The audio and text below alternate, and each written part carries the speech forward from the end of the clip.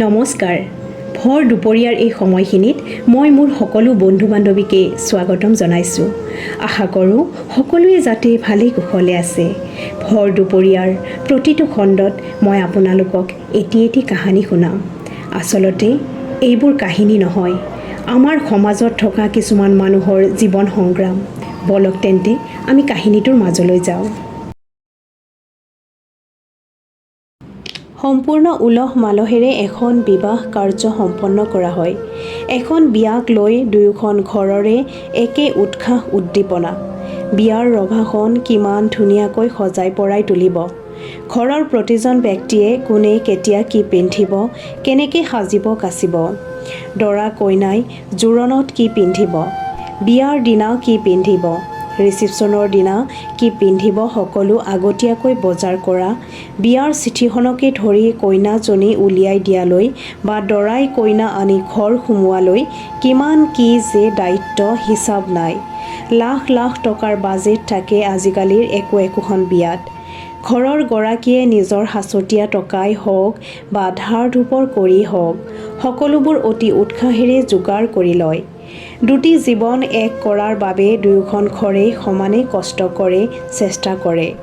তেনেস্থলত যদি বিয়াৰ প্ৰথম নিশাই ফুলসজ্জাৰ নিশা দৰা কইনাৰ খোৱা পাতিতে মৃত্যু হয়, দৰা কইনাৰ দুয়োখন ঘৰৰ মানুহৰ কি অৱস্থা হ'ব পাৰে তাক কল্পনা কৰিব নোৱাৰি।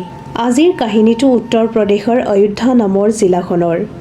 2025 9 মাৰ্চৰ দিনা ৰাতিপুৱা প্ৰায় 6 বজাত দৰাৰ ককায়েকে দৰা কইনা খোৱা কোঠাটোৰ দুৱাৰত টুকুৰিয়াই ভায়েকক মাতিছিল। উঠ উঠ, আমি বজাৰত যাব লাগে। ভিতৰৰ পৰা একো মাত নাছিল। ইফালে ঘড়ীত 7টা বাজিল। ককায়েকে বৌয়েকক মাতিবলৈ ক'লে। বৌয়েকে আৰু দুই এজনী আলহীয়ে দুৱাৰৰ বাহিৰৰ পৰা দৰা কইনাক জোকাই জোকাই মাতি আছে। কাৰণ সেইদিনা সিহঁতৰ ফুলসজ্জাৰ নিশা আছিল। বাহিৰৰ পৰা মহিলা কেইজনীয়ে কৈ আছে যে ৰাতি টোপনি নাহিল নেকি, এতিয়া যে ইমান দেৰিলৈ শুই আছা। কিন্তু ইমান জোকাই থকাৰ পিছতো দুৱাৰ নুখুলাৰ বাবে ছোৱালী এজনীয়ে খিৰিকীৰে চাবলৈ গ'ল। কিন্তু ছোৱালীজনীয়ে খিৰিকীৰে ভিতৰলৈ চাই এটা বিকট চিঞৰ মাৰিলে। চিঞৰ শুনি বাকীবোৰ মানুহো দৌৰি গৈ দেখে যে বিচনাত কইনাজনী প্ৰায় মৃতপ্ৰায় অৱস্থাত পৰি আছে আৰু বিচনাৰ ওপৰতে থকা ফেনখনত দৰাজন ওলমি আছে। কাৰো মন মগজুৱে কাম নকৰা অৱস্থা। চিঞৰ বাখৰ শুনি ওচৰ পাজৰৰ মানুহো দৌৰি আহিল। দুৱাৰখন ভাঙি দিলে আৰু দুয়োজনকে দৌৰা দৌৰিকৈ হস্পিটেলত লৈ গ'ল। কিন্তু ডক্টৰে চেক কৰি দুয়োটাৰে মৃত্যু হোৱা বুলি ক'লে আৰু পুলিচক খবৰ দিলে। দুয়োটা মৃতদেহ পষ্টমৰ্টেমৰ বাবে পঠাই দি পুলিচে দৰাৰ ককায়েক দীপক কুমাৰক গোটেই কাহিনীটো সুধিলে। দীপক কুমাৰে পুলিচক ক'লে যে দীপক আৰু প্ৰদীপ দুয়ো ভায়েক। দেউতাকৰ প্ৰায় 20 বছৰ আগতে ৰোড এক্সিডেণ্টত মৃত্যু হৈছিল। তিনিজনী ভনীয়েকক দুয়ো ভায়েকে লগ লাগি বিয়া দিছিল। দীপকেও বিয়া পাতিছিল। বাকী আছিল কেৱল ঘৰৰ সৰু পুতেক প্ৰদীপ। প্ৰদীপে কোনোবা সম্পৰ্কীয় মানুহৰ বিয়াত যাওঁতে এজনী ছোৱালী পচন্দ কৰিছিল আৰু ঘৰত কথাটো জনাইছিল। ককায়েকে সেইমতে ছোৱালীৰ ঘৰলৈ গৈছিল প্ৰদীপৰ বাবে বিয়াৰ প্ৰস্তাৱ লৈ। ছোৱালীজনীৰ নাম আছিল শিৱানী আৰু দেউতাকৰ নাম মন্তুৰাম পাছৱান আছিল। মন্তুৰামে কাপোৰ চিলাই কৰিছিল আৰু ঘৰখন তেনেকৈ সুন্দৰকৈ চলাই আছিল। শিৱানী ঘৰৰ ডাঙৰ ছোৱালী আছিল। তাইৰ তলত ভনীয়েক আৰু ভায়েক এজন আছিল। শিৱানী দেউতাকৰ কামত সহায় কৰি দিছিল। লগতে শিৱানী দেখাতো বহুত ধুনীয়া আছিল। প্ৰদীপৰ ককায়েকৰ শিৱানীহঁতৰ ঘৰখন আৰু ব্যৱহাৰ পাতিবোৰ ভাল লাগিছিল। ভায়েক আৰু শিৱানীৰ বিয়া একেবাৰে ঠিক কৰি থৈ আহিল। শিৱানীও এই প্ৰস্তাৱত সন্মতি জনালে। দুয়ো ফোনেৰে কথা পতা আৰম্ভ কৰিলে। দুয়োকো বহুত ভাল লগা হ'ল। ঘণ্টাই ঘণ্টাই ফোনত কথা পাতে। বিয়াৰ প্ৰায় 6 মাহ আগৰ পৰাই প্ৰদীপে ঘৰৰ ৰুমবোৰত টাইলছ লগোৱা, কালাৰ কৰা আৰম্ভ কৰি দিলে। মন পচন্দ ছোৱালীজনীক বিয়া পাতিব যেতিয়া মনৰ ফূৰ্তিতে সকলোবোৰ কাম নিয়াৰিকৈ কৰি গ'ল। আনকি কইনাৰ পচন্দৰ সকলো সা সামগ্ৰী সিয়ে কিনি দিলে। ইফালে শিৱানীৰো মনত বহুত আনন্দ।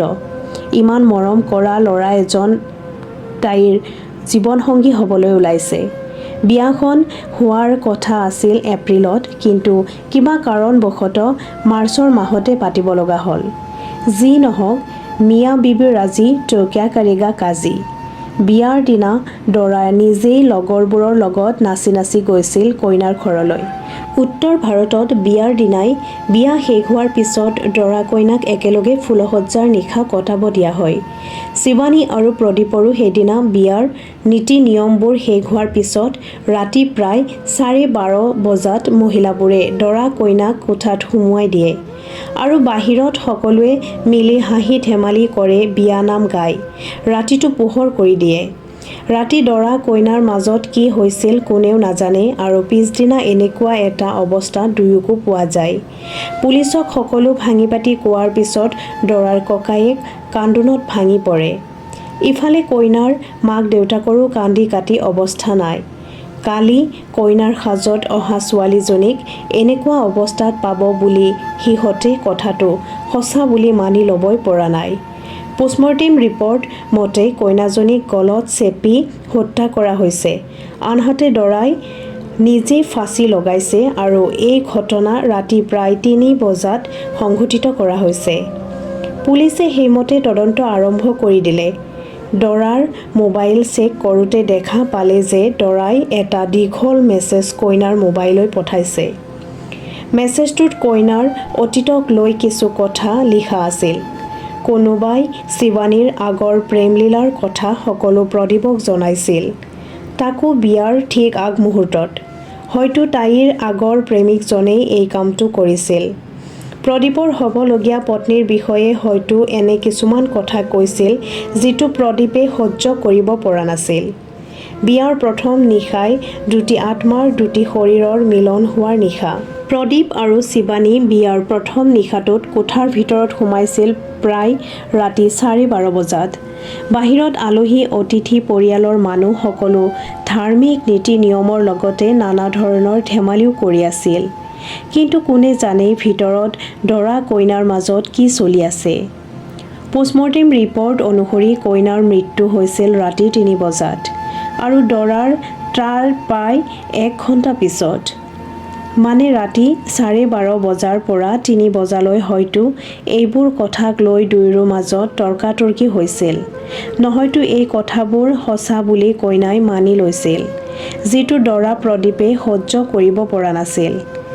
হোমৰ আগত 7টা জনমলৈ এক হৈ থকাৰ প্ৰতিজ্ঞা লোৱাৰ পিছতো পত্নীৰ অতীতৰ কাহিনীবোৰ লৈ এটা জনমো লগত থাকিব নোৱাৰো বুলি প্ৰথমে তাইক ডিঙি চেপি হত্যা কৰিলে আৰু অনুতপ্ত হৈ নিজেও জীৱন ত্যাগ কৰিলে।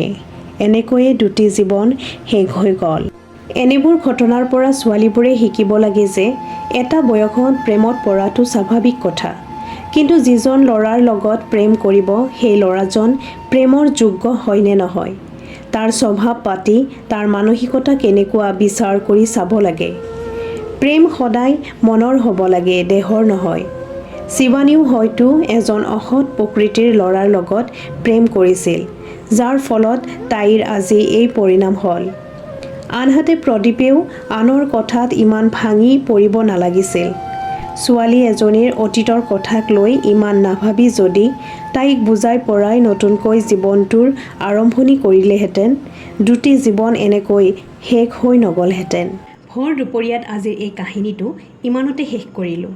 আশা কৰোঁ আপোনালোকে শুনি ভাল পাইছে আৰু যদি ভাল পাইছে মোৰ চেনেলটো ছাবস্ক্ৰাইব কৰি দিব, লগতে লাইক আৰু কমেণ্টটো কৰিব, যাতে আমাৰ সমাজত ঘটি থকা এনেবোৰ সঁচা ঘটনাক কাহিনী ৰূপত মই আপোনালোকক শুনাব পাৰোঁ। ধন্যবাদ।